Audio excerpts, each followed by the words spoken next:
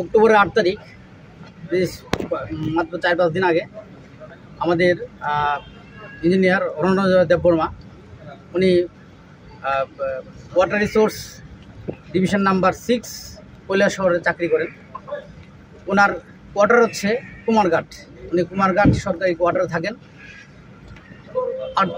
8 October 2025 সন্ধ্যায় ওনার কোয়ার্টারে 4-5 জন miscreants এসে ওনাকে মারধর করে, ওনাকে আঘাত করে, ওনাকে বলে একটা কাজের বিল কেন দিচ্ছে না এসব বলে ওনাকে মারধর করে। তারপর ওনার মোবাইল ভেঙে ফেলে। এ নিয়ে আমরা গত 10 তারিখে আমাদের ডিজিপি সাহেবের সাথে আমরা দেখা করি এবং ডেপুটেশন দিই। আমরা স্যারকে রিকোয়েস্ট করি যেন এই ঘটনার জন্য যারা দায়ী, যা দোষী, তাদেরকে যেন অ্যাপ্রোপ্রিয়েট পানিশমেন্ট দেওয়া হয়।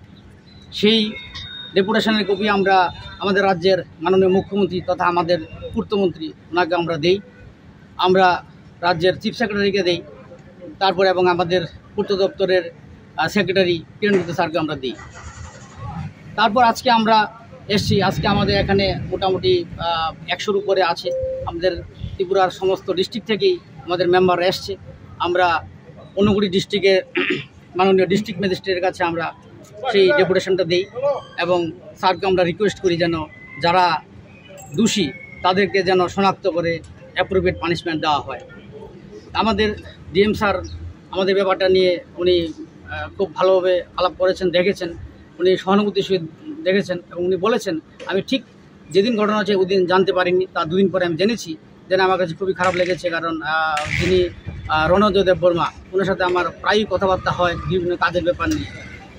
আমি দেখব এটা যদি কিছু করা যায়।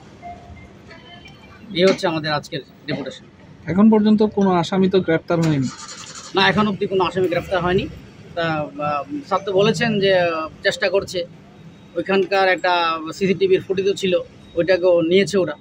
আমরা জানতে পারলাম যে গতকাল ওনার বাড়িতে প্রশাসন গিয়েছিল এবং তারা নাকি বলছে যে সিসি ক্যামেরাতে যে ছবি দেখা যাচ্ছে, যাদের ছবি, তাদের পুলিশ চিনতে পারছেন না। এই বিষয়ে কি বলবেন? না, এই বিষয়ে তো কি বলবো, যিনি বলছেন চিনতে পারছেন না বা সিসিটিভি ফুটেজটা তো আমরা দেখিনি, কিন্তু ওরা তো বলছে হ্যাঁ আমাদের কাছে শোনা যাচ্ছে। এবং আমাদের যিনি ওই যে রণজয় দেববর্মা যাকে মারধর করেছে উনিও বলেছে যে ওনার কাছে গিয়ে ওরা বলেছে। এখন এটা যদি আর একটু ফিল্টার করে দেখ